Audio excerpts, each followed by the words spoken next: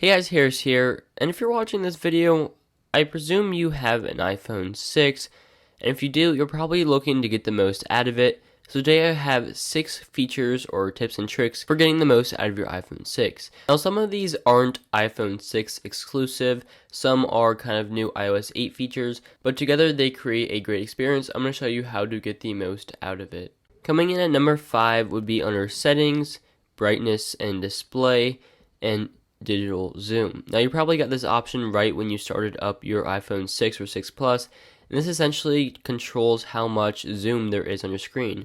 So maybe you don't have the greatest eyes in the world, so you want to have a little bit bigger, which scales everything up to make it easier to see. Coming in at number 5 would be camera improvements and enhancements. So some of these are iOS 8 and some of them are iPhone 6 and 6 Plus. So starting out at the right, you have the improved panorama. You get the regular square for Instagram style pictures, you get the photos, you get the standard video, which is now in 60 frames per second, you get the slow-mo, and you get the time-lapse. Time-lapse you probably have seen, it just makes everything really fast essentially. Slow-mo is really cool. Now on the 6 and 6 Plus, you have the option to have 240 frames per second or 120, whereas the 5S just had 120, and generations older than that didn't have any. In video, it's pretty much the same basic settings. In photos, you now have the timer options, which was brought in iOS 8, which is really nice.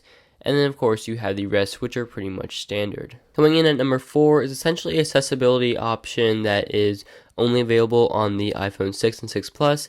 And if you double tap on the home button, not actually press, but just like tap on it, lightly press it without actually pressing it in, it basically makes your screen cut in half, so that you don't have to reach up if you have small hands, or if you're just feeling too lazy to reach to the top, or if you just only have one hand available. You double tap that, it makes everything cut in half. You click on something and it goes back up to full size.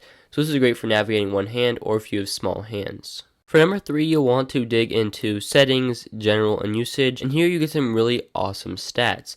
You can see your battery usage, time since last charge, and you can also see how your battery is draining, what apps or services are using it the most.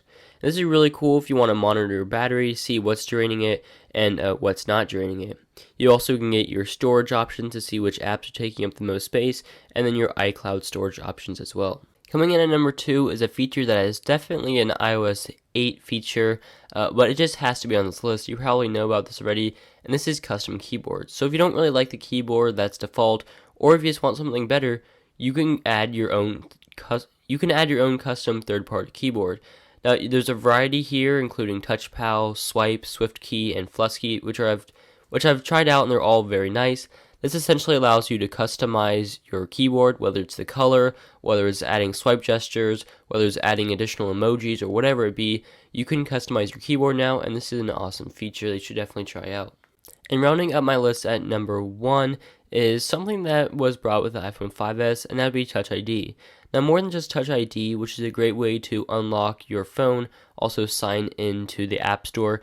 Now, with third-party support, you can use Touch ID in apps such as Keeper or Amazon or a lot of other apps now, and I'll have a link in the description to all of the apps that currently support it. Hopefully more apps will kind of adapt to this and allow you to sign in or do whatever you need to with only your fingerprints. You don't have to use passwords anymore. And Touch ID is also a very important part of Apple Pay, which is basically Apple's system of credit card management on your phone, so you can pay for things at stores with the NFC chip on this device.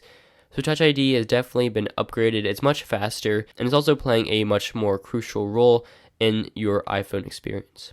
So those are 6 iPhone 6 tips and tricks. If you have any others, let me know in the description. Make sure you check out all my other iPhone 6 videos. Hopefully I have some others that you will enjoy. Make sure you give this video a like, and let me know any other videos you want me to make, and I'll see you guys all later.